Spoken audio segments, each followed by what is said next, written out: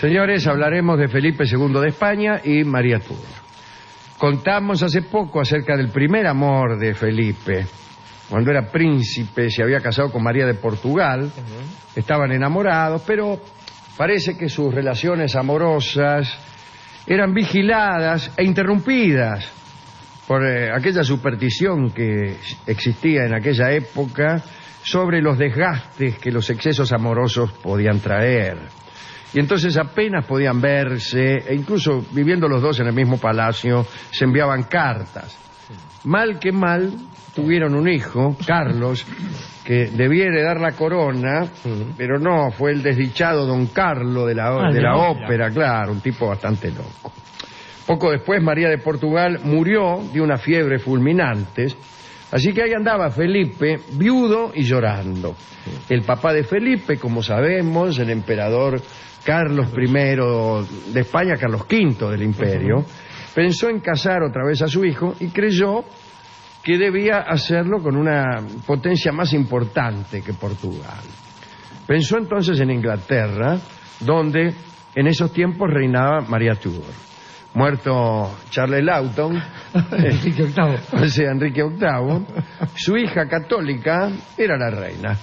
Era hija de Catalina de Aragón, así que líos de familia no faltan, porque fíjese usted, reyes católicos, Fernando e Isabel, tienen varios hijos, uno de ellos es Catalina, una de ellas es Catalina de Aragón. Casan a Catalina de Aragón con Enrique VIII. Primero casan con otro, pero bueno. Con Enrique VIII de Inglaterra. Tienen una hija que es María Tudor, a la que van a casar con el sobrino de Catalina. Claro. Ya que Carlos, el emperador... No con el sobrino nieto. Con el sobrino nieto. Ya que Catalina de Aragón era tía de Carlos V, porque era la hermana de Juana la Loca. Sí, señor. Reyes católicos, varios, Juana la Loca, Catalina, nace Carlos, nace de Juana la Loca, tía Catalina. Catalina, por otro lado, tiene una hija María que va a casarse con el hijo de Carlos, el sobrino de Catalina. Así que, fíjese que entrevero, ¿no? Ahí hay mucha sangre mezclada. Igual. Sí, claro, por eso, en fin, ¿no? Sí. Parece que María Tudor era extraordinariamente fea. Ni siquiera los pintores cortesanos que se esforzaron por mejorar su imagen pudieron dejar un solo retrato que la mostrara aceptable. María tenía 38 años, 12 más que Felipe. Las crónicas cuentan que apenas tenía cejas, era pelirroja, extremadamente pálida, tenía el rostro surcado por arrugas, muy flaca y los vestidos le bailaban. Era eso un defecto gravísimo en una época en la que las mujeres tenían que ser, si no bellas, por lo menos gordas. Claro. Un detalle más, María Tudor tenía una dentadura lamentable con algunas fichas que ya estaban en falta. Pero se hizo la alianza entre Felipe de España y María Tudor, sobre todo para enfrentar a Francia, pero también para afianzar el catolicismo en Europa. Dijeron, vamos a afianzar un poco el catolicismo en Europa. Felipe era un campeón del catolicismo y María también era católica. Había restaurado el catolicismo después de aquella pelea que su papá, Enrique VIII, había tenido con la Iglesia Católica porque no lo habían querido dejar casar con Ana Bolena y mucho menos repudiar a Catalina, a la mamá de María. Igualmente lo hizo, para lo cual rompió con la Iglesia romana y creó la Iglesia de Inglaterra, nada más. La Iglesia de Inglaterra. Pero María había restaurado el catolicismo. El matrimonio se celebró primero por poderes, es decir, en ausencia de Felipe, ¿no?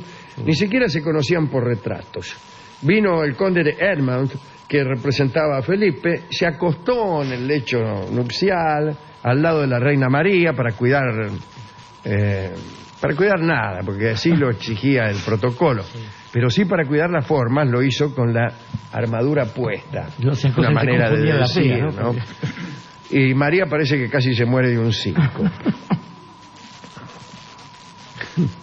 Después del tratado de alianza y casamiento, El embajador en la corte de Londres le hizo llegar a María retratos de Felipe.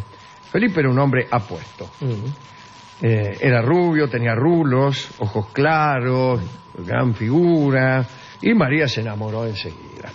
Cuando Felipe desembarcó en Inglaterra, el encuentro fue apasionado por parte de María, quien quiso que las ceremonias matrimoniales se celebraran cuanto antes para llevar a cabo la unión conyugal. Felipe estaba espantado, pero consumó su tarea. Esto fue en 1564.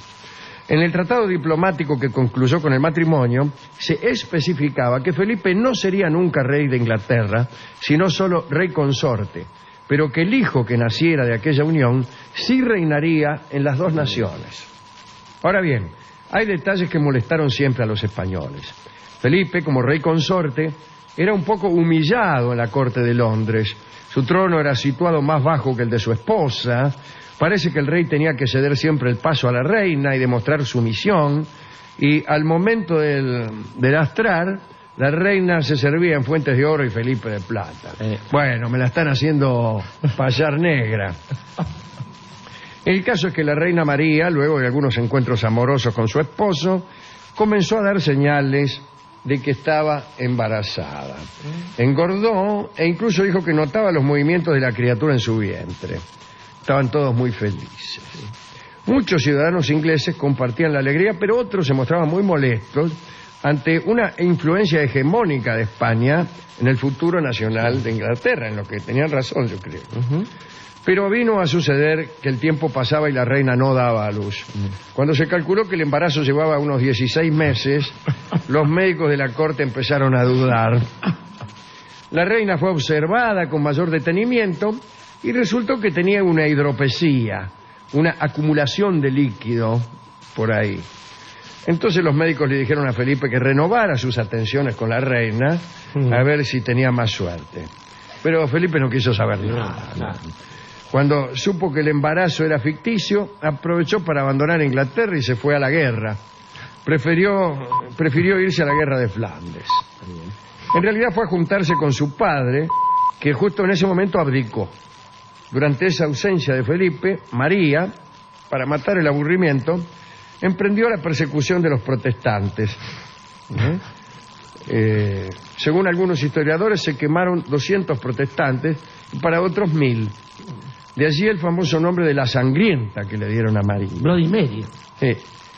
El famoso Bloody Mary. Claro. Tiene de ahí el trago, efectivamente. Claro.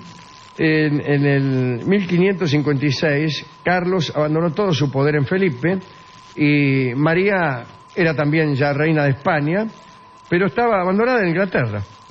El 5 de noviembre de 1558, María Tudor se enfermó. El Consejo de Estado inglés le exigió que nombrara a su media hermana Isabel como heredera del reino. María le puso como condición que debía mantener la religión católica para Inglaterra, cosa que Isabel prometió, pero no cumplió. Poco tiempo más tarde, María, reina de Inglaterra durante 5 años y de España durante 3, murió sin haber pisado nunca el suelo español. Por esos días Felipe ya estaba buscando otra esposa. Algunos dicen que no fue ni siquiera hidropesía lo que sufrió María, sino que fue directamente un engaño. Vivía aterrada por posibles atentados en su contra y se aferraba con locura al trono y buscaba la perpetuación en un hijo. Es que siempre estuvo presente la figura amenazante de su hermana Isabel, que esperaba la oportunidad para destronar a María y tener el trono de Inglaterra, como así sucedió, ¿no? También tuvo que competir con otra María, ¿no? María Estuardo. María Estuardo. Que finalmente será la que le dé a Inglaterra. El siguiente rey, el rey Jacobo. Jacobo y después Carlos, el rey caballero, que será decapitado por Cromwell. Así nos va. Inglaterra no fue católica entonces, ni hubo nieto de Carlos V que fuese rey de España y de Inglaterra, y todo terminó muy mal para España, en una batalla donde Inglaterra sepultó para siempre las pretensiones imperiales, ¿no? Bueno, ¿a quién podemos dedicar esto, no? Porque estaba pensando, Alejandro, que pensando en el carácter taciturno de Felipe, aquel que vio cómo su padre se retiraba del trono y se sumergía en un monasterio, y él mismo que hizo que sus hijos besaran su calavera, ¿sí? Después para ver la finitud de los hombres, Sí, una especie de hombre de oscuridad. El Escorial mismo da cuenta de esto.